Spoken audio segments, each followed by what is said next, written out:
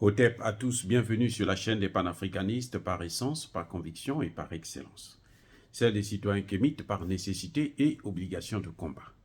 Nous sommes une chaîne qui n'est guidée que par nos ancêtres et rien que par les ancêtres qui appartiennent à l'égrégore du monde noir. Par conséquent, nous ne croyons en aucun Dieu venu de l'étranger. Toutefois, cette vidéo n'est aucunement destinée à inciter à la haine ou à la violence, car nous menons un combat qui est d'abord et avant tout spirituel, intellectuel et démocratique.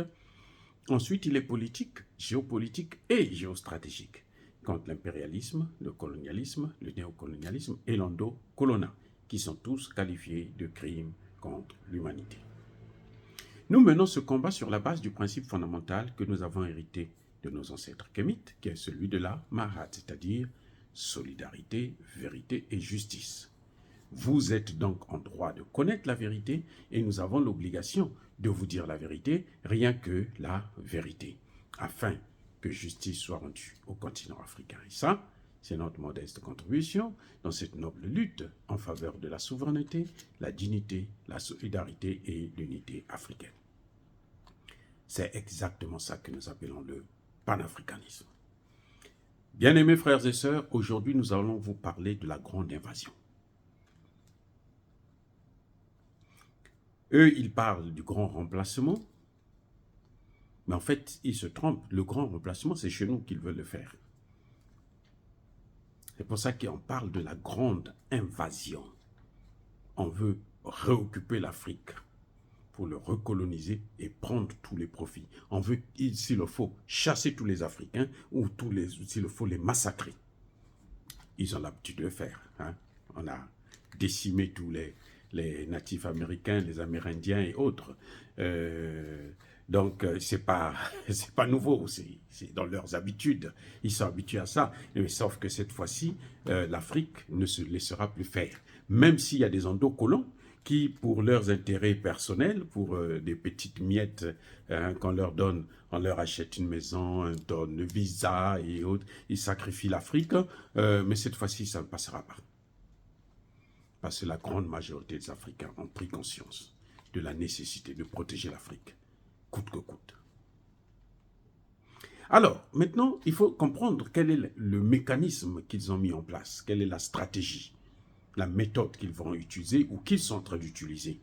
Ça ne marche pas pour l'instant parce qu'ils ont voulu commencer avec le Sahel, occuper d'abord le Sahel, après le Sahel, on allait partir maintenant dans le golfe de Guinée, et après le golfe de Guinée, on s'étend maintenant sur l'ensemble du continent africain jusqu'à l'Afrique du Nord. Ce que malheureusement des pays comme le Maroc, la Tunisie ne comprennent toujours pas. Mais bon, ils sont bouchés, que voulez-vous. L'Algérie commence à comprendre maintenant, parce que c'est l'Algérie qui a appuyé de tout son poids pour éviter le prolongement, la suite de l'invasion de la Libye. Vous avez vu ce qu'ils ont fait de la Libye. C'est à peu près comme ça qu'ils font, qu'ils devraient faire avec les autres pays africains. Et donc l'Algérie a compris et l'Algérie s'est dit non. Ce que vous avez fait en Libye, là, vous n'allez pas continuer avec dans le Sahel, continuer à nous déstabiliser. Et l'Algérie a compris qu'elle aussi était dans le viseur. C'est ça surtout, que si on avait atteint le Mali, on devrait l'atteindre aussi, ou si on avait fait la guerre au Niger, on devrait après s'occuper d'elle. C'est comme ils sont en train de faire pour la Russie. On affaiblit la Russie pour que quand on attaque la Chine, la Russie ne peut pas venir aider la Chine. Voilà le schéma. Donc, le mécanisme, c'est lequel pour l'Afrique? Ce qu'ils ont commencé à faire en Libye. C'est-à-dire, on parle des droits de l'homme. Droits de l'homme, démocratie. Ça permet de s'ingérer. Après les droits de l'homme, la démocratie qui impose. Maintenant, la démocratie, ça commence à partir en éclats.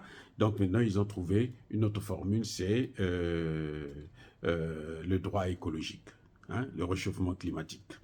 Il faut qu'on aide ces pays, il faut qu'on les protège pour qu'on puisse occuper les territoires, qu'on puisse gérer avec eux leurs forêts, leurs matières premières, leur industrialisation. Il ne faut pas qu'ils s'industrialisent, sinon il y aura la planète qui va exploser. Bref. Alors, on pose d'abord un problème. qui vous permet une ingérence. Après ça, comme on a fait en Libye, ingérence, on intervient, on détruit et on crée une bande de terroristes qu'on injecte sur l'ensemble du territoire. Les terroristes viennent, ils occupent le terrain. Et maintenant, on vient vous voir pour dire que non, mais écoutez, c'est nous qui avons créé la situation, certes, mais nous avons la solution pour vous. Nous allons les aider, les éliminer. Donc, maintenant, c'est une intervention militaire qui s'impose à vous. Parce que, entre-temps, on avait déjà pris, pendant plusieurs années, depuis 1885, on avait pris des dispositions pour que ces armées, les armées de nos pays, ne puissent pas être équipées. Ils ne devraient pas avoir la possibilité de s'opposer à quoi que ce soit. Comme ça, nous, quand on vient faire ce que nous voulons, ils ne peuvent rien faire. Voilà la stratégie. Et l'armée rentre. Quand elle vient, elle entretient même donc le terrorisme. Au lieu de combattre ce terrorisme, elle l'entretient, puisque vous ne pouvez pas trouver des solutions avec les gens qui ont créé le problème. Ce sont eux qui ont amené le problème. Vous ne pouvez pas chercher à avoir des solutions avec eux. Et chaque fois qu'il y a des gens qui essaient de se dire, mais attendez, la solution là, ça devrait être sortir un peu, mais c'est vous qui avez créé. Non, non, non, non, non. On cherche maintenant à l'éliminer, on cherche maintenant à le neutraliser, on cherche à l'empoisonner, on cherche à l'écarter, quoi. Voilà. Et puis entre eux, ils discutent et ils ne trouvent jamais de solution. Maintenant, après ça, ils amènent maintenant l'aide humanitaire, l'aide au développement. Cette aide au développement, on dit au développement, mais ça ne développe jamais. C'est pour ça que pendant 60 ans, vous avez vu que la fameuse aide au développement n'a développé aucun pays d'Afrique. Aucun. Le Nigeria ne s'est pas développé à cause d'eux. Non, ce n'est pas vrai. Si on vous le dit, c'est faux. C'est parce que l'aide au développement, là, vous pouvez bien constater ça en Afrique francophone. Aucun des pays d'Afrique francophone n'est développé. Puisqu'on, de toutes les façons, on leur a interdit la monnaie. Ceux qui ont une monnaie, on a mis toutes les conditions nécessaires pour que cette monnaie ne puisse pas être une monnaie internationale, comme le franc congolais, hein, par exemple, comme le franc guinéen. C'est des monnaies qui n'ont aucun sens. Donc, parce que eux, ils ont mis des mécanismes pour que ces monnaies-là ne puissent pas être utiles au niveau international, échangeables. Donc, après ça, on demande maintenant qu'on fait rentrer des médias qui vont faire la propagande, la manipulation. Hein? On a entendu, on est venu au Mali. Si on n'était pas venu au Mali, si les Français n'étaient pas venus au Mali, Bamako serait occupé et il n'y aurait plus de Mali. Les terroristes auraient tout occupé. Ils ont changé de nom, on les appelait des terroristes, les rebelles armés, ou les djihadistes, ou les islamistes. Oui, on change de vocabulaire, on leur donne une connotation acceptable qui leur permet de s'asseoir sur la table des négociations avec les Nations Unies même, d'ailleurs. On amène une formation, une force des Nations Unies, dans certains cas, qui vient compléter le dispositif militaire qu'eux-mêmes ils avaient déjà créé. Et puis, entre-temps, on fait donc cette propagande-là, hein, où on fait croire à tout le monde que l'intervention, elle est réussie, et on vous culpabilise en même temps. Les médias vous culpabilisent. On dit que c'est à cause de vous, c'est à cause de votre gouvernement, parce que votre gouvernement n'a pas fait ceci, parce que votre gouvernement n'a pas occupé le territoire, parce que votre gouvernement n'a pas mis une administration là-bas, parce qu'il n'y a pas de maire, il n'y a pas de préfet, il n'y a pas de ceci, il n'y a pas d'école, il n'y a pas de santé, d'hôpitaux, ainsi de suite. Donc c'est pour ça que les terroristes sont obligés de venir faire le travail à votre place. Et les terroristes, le travail qu'ils viennent faire, c'est pour vous égorger, pour vous éliminer, pour éventrer les femmes enceintes et tuer les bébés. C'est la catastrophe. Et là, quand ils arrivent à ce niveau, où ils ont tout pris, ils ont mis tous les mécanismes en jeu, maintenant ils vous disent, nous on ne part plus, nous restons ici. C'est maintenant chez nous ici. Vous n'avez qu'à chercher là où vous devrez habiter. Parce que les terres là, c'est pour nous. Et ils commencent à exploiter les matières premières. Voilà le mécanisme. Eh oui, c'est la démarche à suivre.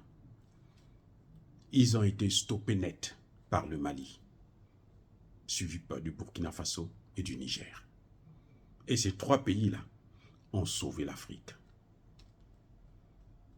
Parce que s'ils avaient réussi dans ces trois pays, vous voyez un peu la taille du Sahel, 2 800 000 km². Vous voyez, ce serait un très grand, un vaste territoire.